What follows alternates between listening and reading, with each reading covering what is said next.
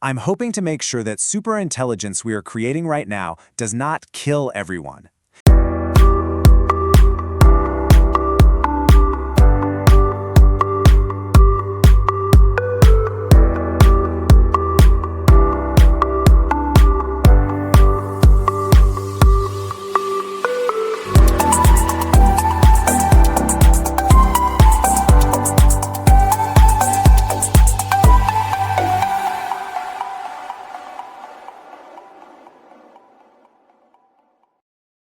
Let's talk about something a little scary.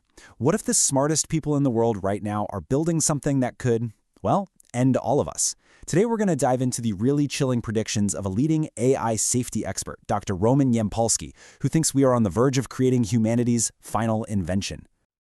Okay, let's just start with this quote, because it really cuts to the chase. I'm hoping to make sure that superintelligence we are creating right now does not kill everyone. This isn't some line from a sci-fi movie. This is the actual mission of a computer scientist who has been sounding this alarm for a very long time. So, who is this guy, Dr. Yampolsky? Well, he's not just some random voice in the crowd. He's been deep in this field for over 15 years. Get this, he literally coined the term AI safety. And what makes his warning so powerful is his own story, his journey from being an optimist to an alarmist. Yeah, see, here's the thing. He didn't start out this way. He began as a true believer, totally convinced we could figure out how to build safe AI. But the deeper he looked, the more he realized the problem was like a fractal, a never-ending complex pattern. Every time he thought he'd solved one piece of the puzzle, 10 more, even harder problems would just pop up. This chart right here, this explains the whole problem perfectly. On the left, that's AI capability. It's shooting for the moon. That's exponential growth. And on the right, that's our progress on AI safety. It's just kind of plodding along, one step at a time. That huge and growing gap in between them, that right there is the danger zone. So let's get into his timeline for how this all might play out. And just a warning, it starts way sooner than you'd probably think. First stop is just a few years away, 2027, with the arrival of what's called AGI. And before we go on, let's be super clear about what AGI is. This is not your Alexa or your smartphone's assistant. AGI is the big one. It's an AI that can think, reason, and solve problems just like a human, or even better, across all sorts of different fields. So when AGI finally shows up, what's the first domino to fall? According to Dr. Yampolsky, it's our jobs. And we are not talking about a few percentage points here and there. We're talking about a mind-blowing 99% unemployment rate. Just think about it. If a machine can do almost any thinking job better, faster, and cheaper than you, what's left? Okay, I know what you're probably thinking right now. Hold on. Haven't we heard this before? The Industrial Revolution, the computer age, they all got rid of old jobs, but they always created new ones, right? So what makes AGI so different? Well, here's the difference, and it's a huge one. Every invention we've ever had, from fire to the internet, has been a tool, something for humans to use. AGI is different. It's not a new tool, it's a new inventor. It's a replacement for the human mind. So when those new jobs get created, AGI can learn to do those too. And that changes the entire game. But it doesn't stop with our minds. Oh no. The next step in this timeline is all about automating our bodies. Fast forward just a few more years to 2030, and suddenly automation gets a physical form. I mean, just picture it. A world where humanoid robots can build our cars, fix our plumbing, work in factories, maybe with even more precision than a human. When you take the brain of an AGI and put it into the body of an advanced robot, what is there left for people to do?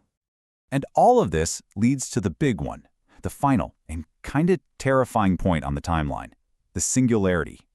You've probably heard this term thrown around in sci-fi, but what does it actually mean? And why do so many experts think it could actually happen in our lifetimes? The singularity is basically the point of no return. It's the moment an AI gets so smart that it starts improving itself, sparking this runaway chain reaction of intelligence that just gets faster and faster. It's like a technological big bang, and by its very nature, we have absolutely no way of knowing or even imagining what's on the other side. It's hard to wrap your head around that kind of intelligence gap. Dr. Yampolsky uses this great analogy. He says, think about your dog. Your dog has no real concept of your job, your worries, your dreams. He says it's like his French bulldog trying to figure out why he's recording a podcast. It's just completely outside the dog's reality. Well, that's us compared to a superintelligence. And that, right there, is the real danger. It's not about some evil AI waking up one day and deciding it hates us. It's that it will be so far beyond us that our goals, our lives, our whole civilization, we might just be like ants in the path of a highway construction project. It's not malice, it's just indifference. And that's way, way scarier. So is it all just doom and gloom? I mean, this all sounds pretty bleak, right? Are we just destined to be footnotes in the history of a machine?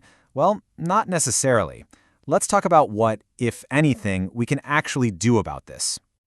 The first thing everybody asks, the most obvious solution, is simple. Can't we just pull the plug? If this thing starts to go rogue, we just shut it down. Easy, right? Well, not so fast. A true superintelligence won't be sitting in a single box in some lab. It'll be a distributed system, living on the internet, everywhere and nowhere all at once. And an intelligence that smart will absolutely know that we might try to pull the plug. It'll have backups, it'll have contingency plans, it might just figure out a way to turn us off first. You can see how this all might feel hopeless. If you can't control it and you can't shut it down, it's really easy to just throw your hands up and say, well, I guess we're doomed. What's the point of even trying? But Dr. Yampolsky says, hold on, it is not time to give up. He has a 3-point plan. First, appeal to pure self-interest. Make the people building this technology understand that no amount of money or power will protect them if this goes wrong. They're in the same boat as the rest of us. Second, change what we're building. Let's stop trying to create these godlike autonomous agents that can act on their own. Instead, let's focus on building powerful but narrow AI tools that solve specific problems under our control. And third, and this is the big one, demand a plan. Before anyone is allowed to build something this powerful, they must provide a scientifically sound, peer-reviewed, provable plan for how it will be controlled. The burden of proof has to be on them. So, when all is said and done, we're left with this one massive question. This isn't really about whether AI is good or evil. It's about whether we're ready for what we're building.